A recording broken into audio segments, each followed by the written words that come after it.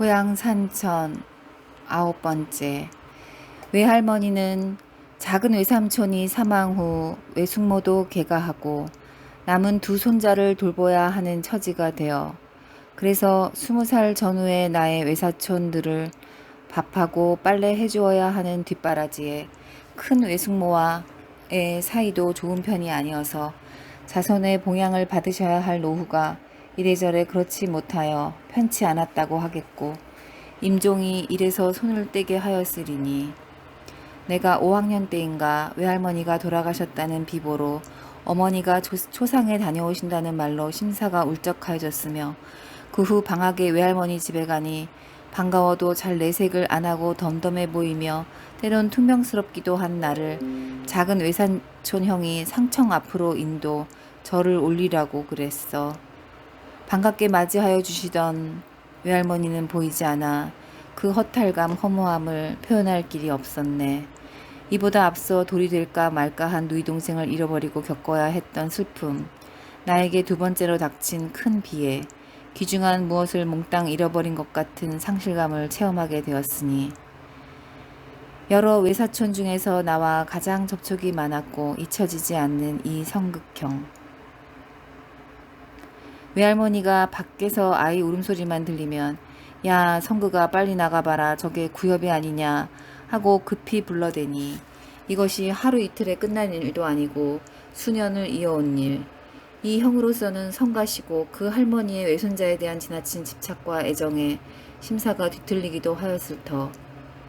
그래도 한 번은 나를 괴롭히기 좋아하는 연상의 아이에게 매맞고 우는 나를 보고 그 아이를 후려쳐 코피를 흘리게 해 그 후 나에게 집적되지 않게 만들어주고 좀 장성하여서는 우리 집에 와 산에 가서 뗄나무를 해다주고 나는 이 형이 좋아 왕복 10리길 따라다녔고 형이 쉬는 시간에 내가 형을 돕는다고 난일을 하면 손을 다친다고 못하게 했네. 속 살뜰한 애정을 겉으로는 투박하게 나타내는 나보다 4, 5세 연상인 이 형이 그리워 작년 동생으로부터 이 성극형이 생존하고 평양에 거주하고 있다는 낭보를 접하게 되었네. 외할머니의 이야기로 끝을 맺으려 하는데 미진하게 느껴져 외할아버지의 이야기가 빠졌으니 외할머니가 맡아보는 나를 외할아버지가 나 몰라라 하지 않았겠고 내가 5살 전후 외할아버지에게 안겨 바닷가에 갔다가 찰랑대는 파도에 홀려 물에 빠질 뻔했던 것을 지나가는 사람이 건져 담대한 외할아버지도 그때 몹시 놀라 10년 감수를 하였다고 되뇌이고 정을 떼야 한다고 다시 안아주려고 하지 않았다는 사연. 내가 좀처럼 가만히 참아 못 있을 아이 때 이래저래 그래서 어른들에게 제일 많이 들어야 했던 말 바로 조심하라 였을 터. 외할아버지는 당시 시력이 나빠 실명 상태로 나를 모래사장에 내려놓으시려고 하지 않았을 것이 분명한데 내가 보채고 요동치고 하여 잠시 내려놓은 사이 할아버지 머리 시계보다 내가 훨씬 빨라 찰랑대는 파도 앞에 가서 위기 일발의 순간에 구출된 셈. 외할아버지는 청장년 시절 똑똑하다고 할 사람들이 당시 내왕이 많았던 간도인가? 거길 갔는데 당신은 그 지대는 우법천지로 마적이 횡행했고 밤에 숙소에 들이닥쳐 그야말로 불문곡직 아무 말 없이 누워있는 사람들 얼굴을 손도끼로 모조리 내려쳐 먼저 살상을 하고 뭔가 보따리를 뒤져서 금품을 빼앗고 말을 달려 번개처럼 사라져. 외할아버지는 그때 미간을 찍혀 출혈과 고통이 심하였으나 죽은 듯 신음소리로 삼키면서 그들이 사라지기를 기다리셨다고 하네. 죽지 않았다고 보이면 다시 찍혀 살아남지 못하리라고 순식간에 판단하셔 이 시간 퍽 길게 느껴졌을 일. 그들 말발굽 소리가 사라지자 수건으로 피가 쏟아지는 미간 상처를 눌렀고 누구의 부축도 받을 수가 없어 자신은 홀로 병원을 찾아 응급치료를 받고 구명되었다네. 그 후로 미간에 상처를 남기고 실명 상태가 된 것. 그래서 인근에서는 침착하고 대담한 사람으로 소문이 났었네. 내가 입학 1년 전 8살 때 이 외할아버지에게서 어려운 천자문을 배우게 되었는데 나는 1, 2, 3, 4 가나다라에 앞서 한자를 먼저 접하게 된 셈.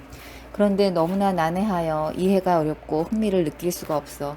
귀에 제대로 들리는 소리는 구여봐 나와 놀자 이 소리. 몸을 비비고 왔을 터에 외할아버지는 잘도 참으시고 회초리도 들지 않고 야단을 치지도 않아. 아이들이란 의뢰 이런 것 그러려니 너그러이 이해하심이었던가. 8살밖에 되지 않는 자신의 친손자 누구에게도 가르쳐주지 않은 그를 가르쳐주신 이 특혜의 고마움을 알지 못했네. 동네에서 황선달 영감, 황선달 아바이로 불렀는데 나도 붉은 종이에 쓴 첩지를 외할아버지가 정중히 펼쳐 누구에게 보일 때 옆에 있어 공교롭게 보게 되었는데 선달이란 조선 왕조 때 무과에 급제하고 아직 벼슬을 하지 않은 사람을 부르던 명칭이라고 하니 요즘 풀이로 보면 보직을 받기 전 사관, 장교라거나 하여야 할까. 그때 구한 말기로 일본의 침략이 절정을 이루어 군대 해산, 나아가 이 나라가 일본의 지배로 넘어간 시기인 듯 이 선달의 첩지는 빛을 잃어버렸다고 보여. 외할아버지는 소년 시절 좋은 가정 환경에 한학도 공부하고 똑똑하다는 평을 받았다고 하며 어머니가 소년 시절 외할아버지를 찾아오는 손님이 많아 집을 나간 그 부친을 찾아다니느라 고생하셨다는 회고담으로 미루어 호방하고 베풀기를 좋아하는 성품으로 알게 되며 내가 17, 18살 때쯤 외지에서 귀가하다 종이에 말아 피우는 담배 장수연이던가를 사다 드렸는데 이 담배를 받으시고 몹시 기뻐하시고 동네 노인들을 불러들여 자랑을 하시면서 이 사람 저 사람에게 논아주는 걸 보면서 당신 아는 외할아버지의 공공한 처지로서 해프시구나 하는 느낌이었는데 그 후 둘째 이모가 이 이야기를 듣고 그 노인 용돈이라도 주려고 하여도 그 해픈 것이 보기 싫어 사서 하는 고생이라면서 마땅찮은 표정을 짓는 것에서 이 이모도 그 부친의 피해자인가 하고 생각되었네.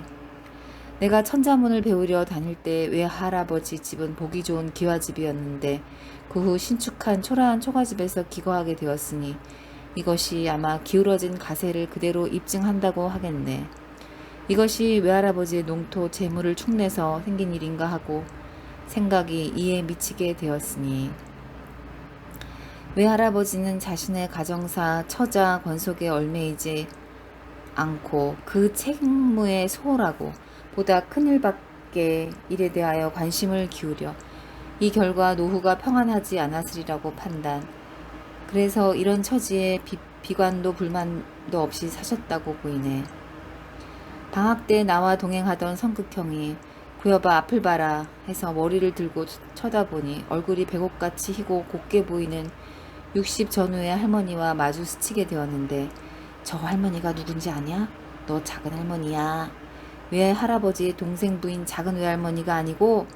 그러면 누구란 말인가? 나에겐 오직 하나 제1의 외할머니가 있거늘 일신집 역과리 할머니라고 한 집에서 첩살이하는 시원시원한 할머니를 연상하게 되어 나는 어린 나이에 충격과 혼란에 휩싸이게 되었으니 딴 살림을 차린 일이 있었는지 더 무엇을 알고 싶지도 않아 더 묻지도 않았으니 더는 몰라. 복되지 못한 외할아버지의 노후 이런 것도 큰 하나의 빌미가 되었으리. 가정에 공을 들이지 않고 효도 보답을 기대할 수 없다는 엄연한 교훈을 남기신 것이라고나 할까. 하나의 일화로 외할아버지의 이야기를 마감하려고 하네. 13살인가 장가 가는 날 말을 타고 가는데 개울에서 빨래하던 여인들이 나이 어린데 몸이 작은 할아버지를 보고 저 작은 신랑이 신부를 잘 다루기나 할까? 하고 낄낄대자 씩뚝거리고 조신하지 못한 여자들이 괘씸스러워 아주머니들 궁금하면 먼저 시험을 받아보시지 하고 응수를 하였다고 하니 그 여자들 얼굴이 홍당무가 되지 않았었을까. 외가는 평해황씨, 종자 익자가 외할아버지의 성함, 외할머니는 김해허씨, 친할머니는 남양홍씨였네. 이것으로 나의 산천 고향 이야기를 마칩니다.